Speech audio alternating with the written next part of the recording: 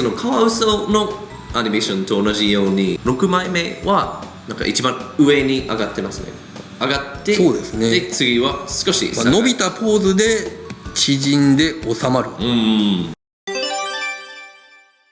ろしくお願いします。毎度。また日野さんが作ってもらったイラストとかアニメーションとか紹介します。じゃあ次はどれですか？前回カワウソだったからタヌキ。おお、おい再生してもらえますか？これかわいい。とこんな動きを作ってみました。何もないところから体がインしてきて、はい、上半身インしてきて奥まで行ってちょいと回り込んでぐーっときて、沈んで収まる。おお、今回はカワウソよりもっと複雑な入り方ですね。勢いをつけてみましたが、レイヤーを重ねることで上の最後の文字を動かすようにはしてみたんですけど、こんな感じ。背景はずーっと同じで、でキャラがインしてきてここまでで収まりますよね。収まったと同時のタイミングで文字を細いのと太いのをパカパカするように配置してみて、今のこの動きになったんですけどね。いいね。色塗りとかね、色指定に関しては自分は素人なんで適当に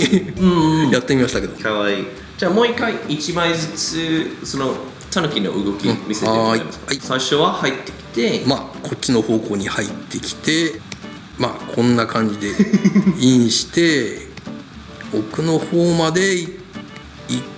てくるんと回ってほいっとなって沈んで収まると。それと同時に文字が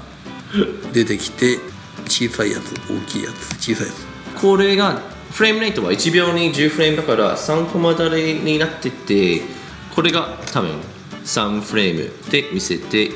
これも3フレーム、4、5、6、7、8は最初のフレームより2倍長く見せてますね。6フレームくらい。実際自分もこ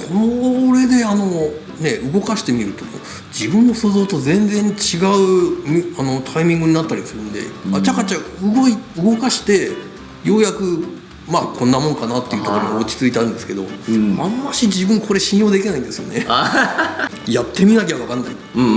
多分パソコンによって1秒に10フレームって書いてあっても、もしかしたらパソコンが遅くて追いつかないとか可能性もありますね。そうですね。1フレームに戻ってこれ見ました。この速さを表現する線ですか？タッチでこういう勢いのあるところをごまかしたりするんですけど、最近ではテレビシリーズをコマ撮りで見てみると、こういうタッチプラスブラっていってにじませてる処理があるんですけど、そういうものも使ったり、あとブラシをスッスッと引いたりもしますし。なるほど。で2枚目はこれも同じようなもんですね。腕が上がってるのがなんでそういうポーズを選んだんですか？ちょっとぐるっと回り込んで自分の意思でフレームにしてきたから、ポーズとしてはこんなもんかなと。腕の方がその動きをリードしてるみたいな。で次距離感出すために奥に行ってるからちょっと小さくなって、で今回はそのスピードの線はタッチは入ってないですね。もうここまで来たらカメラから一定の距離があるからそれほど見せる必要はないかなと。そうですね。ですでにもうその回ろうとしていますね。次でぐるんともう足元隠してるんでどうとでも動かせるじゃないですか、こういう場合って。だからこんな感じで回って一回転しました収まり、ポンと。そのカワウソのアニメーションと同じように6枚目はなんか一番上に上がってますね。上がって、そうですね。で次は少し下がる、伸びたポーズで縮んで収まる。それだと一番自然な動きになります。実際のタヌキはこういう柄じゃないんですけどね、目元はよく漫画でこういう風に表現されてるんですけど、実際はこっちの方から黒い模様が目を覆ってるんですよ。同じように反対側も実際の写真を見てみるとタヌキってこうだったんだって思思うからああそうなんだ、でもまあこっちの方が便宜上こっちの方がね名が通ってるから分かりやすいですね、じゃあ順番的にどれを先に書けば順番教えてもらえますか？そうですね、この場合まあやっぱりきっかけの、このぐらいのサイズからインさせて、はい、で次に考えたのが最後のそうなんですか、